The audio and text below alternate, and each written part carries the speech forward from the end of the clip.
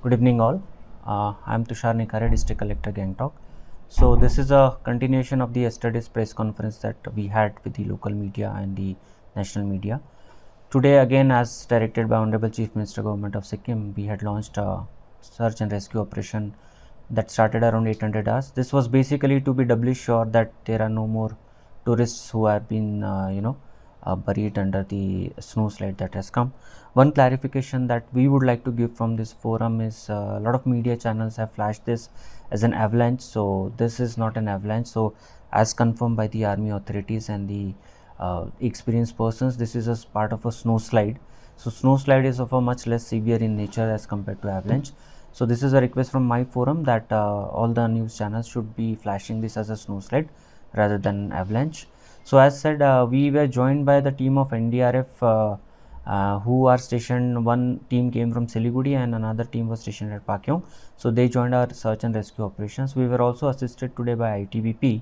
So the yesterday's authority, the local responders, the Taxi Drivers Association, Sikkim Police, SAP, IRB, SDRF and Army authorities, GREF were already there at site, and the two teams, specialized teams, joined us. Uh, till 1500 hours, we could not trace out any of the missing person. In fact, there was no person who was suspected to be buried under that. So, and we also had a Tiranga Mountain Rescue team joining us, and they have a specialized radar systems, reflector systems, which goes deep into the snow and reflects anything that is buried 20 meters below the snow. So they also scanned the entire area.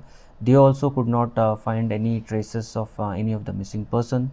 The helpline numbers with whatever calls that we received, so the police authorities have already traced all those missing persons, as told by SP Gangtok sir also, that some of the people who go on they are lone trekkers or who go on the Gochela trek, which is like 14 days, and whose phone numbers are not in the range.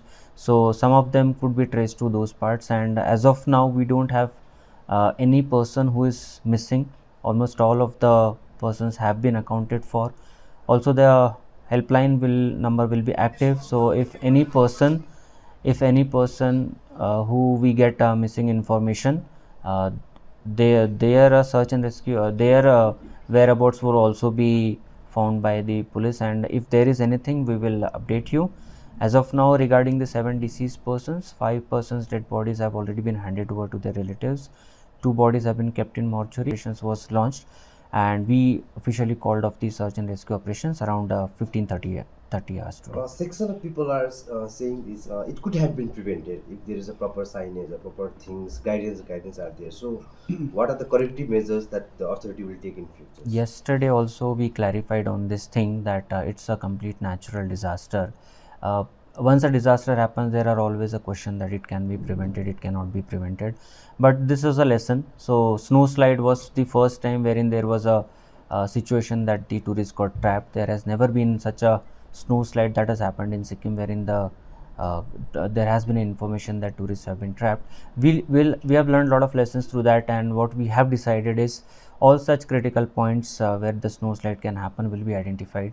The proper signages will be placed, and the decision have also been taken that the jeeps and the taxis will not be allowed to be parked anywhere near this critical points, and no selfies will be allowed, and no tourists will be allowed to alight. Leaving this, I also want to appeal to the national media that Sikkim is very safe. We do have conditions of landslides and all, but we are better prepared. In fact, even the rescue operations that were launched was very smooth. Unfortunately, we could not save 7 lives, but the lessons that have been imparted through these rescue missions will hold us good in long state of terms. Apart from this, yesterday only more than 500 vehicles were issued permits. So there remains a crowded area. So is the authorities concerning this also to prevent this kind of to minimize the number of vehicles permit issues?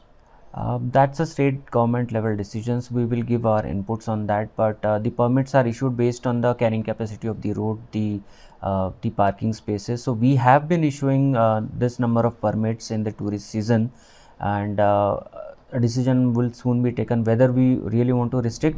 But as of now, we can cater to this many number of vehicles which are allowed, which were given passes, and in future also with due precautions, we are no more we don't want to stop the flow of tourists. The flow of tourists should continue. We also appeal that Sikkim being a very safe place compared to most parts of the country, and tourists are more welcome. There is no agenda on the table to restrict any number of tourists visiting that area. In fact, with the precautionary measures will be increased so that the aid and the help that can be provided to such tourists can be enhanced. Ex gratia is an important thing. Ex gratia is in pipeline. My disaster team is compiling the documents, and as and when those documents are compiled, we will release, and the list will also be shared with the media subsequently.